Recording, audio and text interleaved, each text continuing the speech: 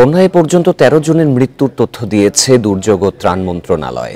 দুপুরে সচিবালয়ে সংবাদ সম্মেলনে একথা জানান অতিরিক্ত সচিব KM আলী রেজা। বন্যা পরিস্থিতির আরও খবর জানাতে কুমিল্লা ও নোয়াখালী থেকে যোগ দিচ্ছেন সহকর্মীরা। শুরুতেই যাব কুমিল্লাতে, সেখানে রয়েছেন সহকর্মী তানভীর খন্দকার। তানভীর, কুমিল্লাতে এখনও 4 জন নিহতের খবর পাওয়া গেছে এবং গোমতী নদীর বাঁধ ভেঙে উপজেলার বহু গ্রাম তলিয়েছে। সেখানে উদ্ধার তৎপরতা কি ঠিকভাবে চলছে কি? কুমিল্লাতে কিন্তু যত সময় গড়াচ্ছে বন্যা পরিস্থিতি কিন্তু তত অবনতির দিকে যাচ্ছে। নতুন নতুন এলাকা কিন্তু এখানে আমরা দেখতে পাচ্ছি যে পানিবন্দী হয়ে যাচ্ছে। আমরা যে জায়গাটিতে আছি এটি বুড়িচং উপজেলার বাক্সিমূল ইউনিয়ন। এটি যেখানে নদী ভাঙন হয়েছে বুড়বুড়ি এলাকা, সেই এলাকা থেকে কিন্তু 8 কিলোমিটার দূরে। কিন্তু এই এলাকাটিতেও কিন্তু এখন দেখতে পাচ্ছেন যে এখানে কিন্তু পানি প্রবেশ করছে, মানুষজন কিন্তু বাড়িঘর ছেড়ে চলে যাচ্ছে। আর আমরা আরেকটি বিষয় বলে রাখতে চাই যে এই পর্যন্ত গত 1 সপ্তাহে এই টানা বৃষ্টি বন্যায় কিন্তু মোট 4 জনের মৃত্যু হয়েছে। তার মধ্যে 2 জন বিদ্যুৎস্পৃষ্ট হয়ে এবং বাকি 2 জন কিন্তু বন্যা আক্রান্ত হয়ে মৃত্যুবরণ করছে। তবে এর বাইরে কিন্তু আমরা আর কোনো কারো মৃত্যুর খবর পাইনি। আর বন্যার সর্বশেষ তথ্য হচ্ছে যে বুড়িচং উপজেলার যে 8টি ইউনিয়ন, এই 8টি ইউনিয়ন কিন্তু এখানে আক্রান্ত হয়েছে। আর উপজেলা প্রশাসনের তথ্য মতে আমরা যেটি জেনেছি যে এই ইউনিয়নগুলোর 1,60,000 মানুষ এখন বন্যা আক্রান্ত হয়েছে। এছাড়া আরো অনেক মানুষ কিন্তু পানিবন্দী অবস্থায় আছে। আর যারা আশ্রয় কেন্দ্রে আছে তারাও সেই আশ্রয় কেন্দ্রগুলো কিন্তু এখন ঝুঁকির মুখে পড়েছে। সেসব আশ্রয় কেন্দ্রগুলো থেকেও কিন্তু মানুষ সরে যাচ্ছে, কারণ সেখানে স্বেচ্ছাসেবীরা গিয়ে যারা আক্রান্ত হচ্ছে তাদেরকে উদ্ধার করে আনছে। কিন্তু পানির স্রোত যে পরিমাণ বাড়ছে সেই জায়গাগুলোতে যাওয়া কিন্তু অনেকটা কষ্টকর হয়ে যাচ্ছে।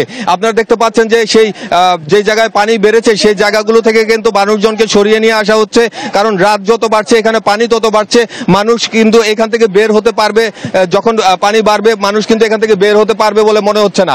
তো সব মিলিয়ে গোমতীতে এখন বুড়বুড়ি এলাকায় মোট প্রায় 350 ফুটের মতো যে ভাঙন, সেই ভাঙন দিয়ে কিন্তু ক্রমাগত পানি উত্তর দিকে প্রবাহিত হচ্ছে এবং উত্তর পশ্চিমের যতগুলো গ্রাম আছে সেগুলোকে প্রবাহিত করছে। তো সর্বশেষ পাওয়া তথ্য মতে বুড়িচং উপজেলার যে 8টি ইউনিয়ন, সেই 8টি ইউনিয়নে কিন্তু এই মুহূর্তে পানির উচ্চতা কিন্তু প্রায় 3 ফুটের মতো, অর্থাৎ হাঁটুর উপরে পানি নিয়ে কিন্তু এইখানকার মানুষ চলাচল করছে। বাড়ি ঘরে পানি ঢুকে সেখানে। আপনি বিষয়ে আরো তথ্য সংগ্রহ করতে থাকুন। এবারে নোয়াখালীর পরিস্থিতি জানাতে যোগ দিচ্ছেন সহকর্মী আবু নাসের।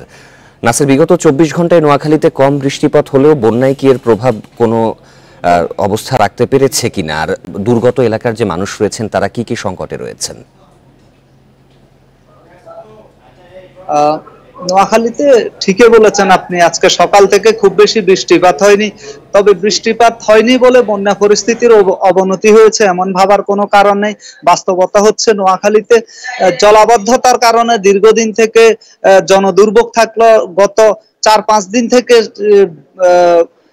উজান থেকে আসা আসলে জোয়ারের পানিতে এখানে জলাবদ্ধতা নয়, এখানে বন্যা পরিস্থিতির অবনতি হয়েছে এবং বন্যা পরিস্থিতিতেই আসলে মানুষ পানিবন্দী হয়ে পড়েছে এবং অসংখ্য মানুষ বিভিন্ন আশ্রয় কেন্দ্রে, বেসরকারি সরকারিভাবে যেসব আশ্রয় কেন্দ্র খোলা হয়েছে, অর্থাৎ বিদ্যালয় মাদ্রাসা থেকে শুরু করে উচ্চ দালানগুলো, সেখানে আশ্রয় নেওয়া শুরু করেছেন। এবং এই সংখ্যা সরকারি হিসেবে 502টি আশ্রয় কেন্দ্রে মোট 80,000 লোক আশ্রয় নিয়েছে। তবে আমরা বিভিন্ন এলাকা ঘুরে যে চিত্র পেয়েছি তাতে মনে হচ্ছে অন্তত 1 লক্ষর উপরে মানুষ আশ্রয় নিয়েছে, কেননা যত উঁচু দালান রয়েছে সেটি পরিত্যক্ত কি ব্যবহার উপযোগী সব জায়গাতেই মানুষ আশ্রয় নিয়েছে এবং প্রতিটি অস্থায়ী আশ্রয় কেন্দ্রতে শত শত মানুষ গাদাগাদি করে সেখানে আশ্রয় নিয়েছেন এবং এর মধ্যে নারী, পুরুষ, শিশু, বয়স্ক, বৃদ্ধ, প্রতিবন্ধী সব টাইপের মানুষ রয়েছেন এবং এই মানুষগুলোর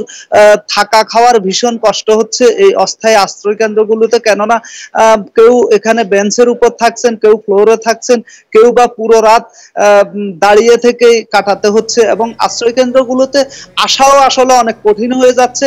রাত অবধি লোকজন, সকাল থেকে কন্টিনিউ এই আশ্রয় কেন্দ্রগুলোতে লোকজন আসতেছে এবং আসার ক্ষেত্রে বড় বিড়ম্বনা হচ্ছে যে যেহেতু রাস্তাঘাট সবকিছু পানির নিচে তলিয়ে আছে, 4 থেকে 5 ফিট বোঝা যাচ্ছে যে স্বাভাবিক বিভিন্ন রকমের সংকটে পার করছে নোয়াখালীবাসী। নোয়াখালীর পরিস্থিতি জানাচ্ছিলেন সহকর্মী আবু নাসের।